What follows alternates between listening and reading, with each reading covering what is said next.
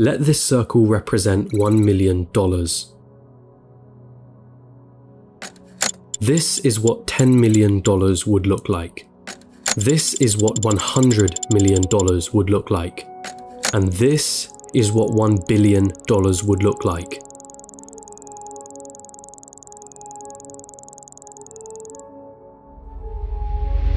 Jeff Bezos, the founder of Amazon, has a net worth of 117 times this number. And then there's you. You're probably working a job right now, one that you got from the degree that you studied for in university. You probably don't have much in savings. Your living expenses seem ridiculously high. You feel as though you're not paid enough. You have credit card debt that needs taken care of. Maybe you're a student, studying for a degree that you hope can land you a job that you hope can bring in some good money. You probably don't have any savings, only a pesky student debt hanging above your head. Wealth? Getting rich? That all seems like a distant dream. How did they do it, you ask yourself? Seeing all those millionaires, billionaires, especially the ones who got there at such a young age, it baffles you, it makes you angry. They got lucky. They were born into wealth. They cheated their way to the top. That money doesn't make them happy. Money is evil anyway. I'm not smart enough. I'm just unlucky. Those dreams you had of buying that mansion, your favorite sports car, paying off your mortgage, traveling around the world, they'll forever remain that way. Just dreams. Nothing more. Nothing less. You come to the harsh realization, it's a rigged game. It's been a rigged game from the start. And you're on the losing side of it. But what if I told you you were wrong? What if there was a way of getting there? An actual equation to wealth, a science behind the way money works. What if you didn't have to abandon those dreams of paying off your parents' mortgage or traveling around the world? Would you call me a liar for saying so? I promise that I'm not, and by the end of this video you'll understand. There's a side to the coin that you're not being shown. But I warn you, the road is tough. It's filled with struggle. It's filled with ups and downs. It will mean swallowing some difficult truths that the school system and society haven't told you yet. And let me be clear, there are many of you who will not make it to the end of this road. But for those of you that do, at the end of this road lies wealth beyond what you thought you could attain. At the end of that road lies the freedom of never having to worry about money again. So, are you with me?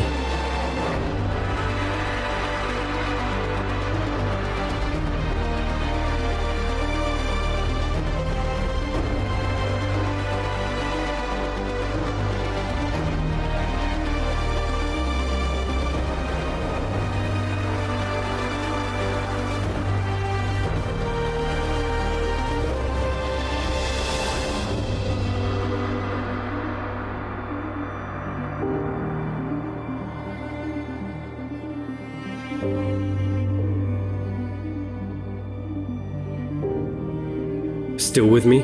Then let's not waste any more time. What do you really think about money? Is it something you work for? Is it earned or is it inherited? Is it the root cause of all evil? Are you desperate to have more of it? Have you been chasing it most of your life? Truth is, most of what you think about money has been influenced by your upbringing and environment. If you were born into a family that didn't have much money growing up, then you're more inclined to believe that you too will not grow up to have much money. Or perhaps you went on the complete opposite end and decided to make as much money as you can so that you will never be in that position again. The fact that your school didn't teach you much about this subject doesn't help things. And because of this, most of you are going to have false beliefs about money that aren't going to help you on this journey. Now stick with me here, because we're going to have to change the way you've been seeing money your whole life. Hollywood has always had a habit of depicting the wealthy and rich as evil, backstabbing, entitled, or corrupt individuals. If you won't get me a squirrel, I'll get one myself. Question is, have you bought into that stereotype? A recent report released by WealthX showed that of the world's ultra-wealthy, those that had a net worth of 30 million or more, 68% of them were self-made. And it seems like every other study backs up this conclusion. Warren Buffett? Self-made billionaire. Howard Schultz? Born in poverty. Oprah Winfrey? Born in poverty. Jeff Bezos? Self-made billionaire. Elon Musk? Self-made billionaire. Sarah Blakely? Self-made billionaire. What is it that these people know that you don't? Truth is, your equation is all wrong. Here's the two-dimensional equation that you've been taught. Money equals salary earned from a job. Past a certain point, the prospect of getting a job becomes the sole purpose of your education. So what's wrong with that, you ask? I'm gonna assume that if you're watching this, you want to make money, a lot of it, and in as short amount of time as possible. If that is your goal, then this equation for generating money will never get you there. We all have one precious resource, the most important resource of all, and once it's gone, there's no way of getting it back. That resource is time. In a standard job, the amount of money you earn is dependent on the amount of time you put into that job. If you earned $20 an hour and worked 40 hours a week, it would take you nearly 24 years to reach a total of $1 million. But that is without subtracting any taxes or any expenses that you will incur over 24 years. And let's not forget that inflation would make your $1 million less valuable. The reality is that on a salary of $20 an hour, you can only really be a millionaire at an old age by living frugally. And most of that precious resource known as time has slipped through your fingers. You traded all that time for money, and it wasn't even a substantial amount either. So again, you ask yourself, how is it then that there are self-made millionaires and billionaires at such young ages? What makes them so different? And the truth is, they have a better equation than you. They have a way of understanding money that you haven't quite grasped yet.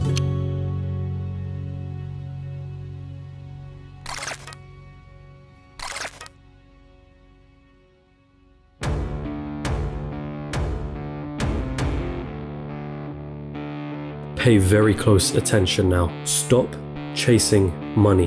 In a capitalist society, the rules of the game are as follows. You are paid in proportion to the perceived value that you have. And the people that perceive your value, they are the market, the consumers of the economy. The market is you, your friends, your family, your neighbors, your country.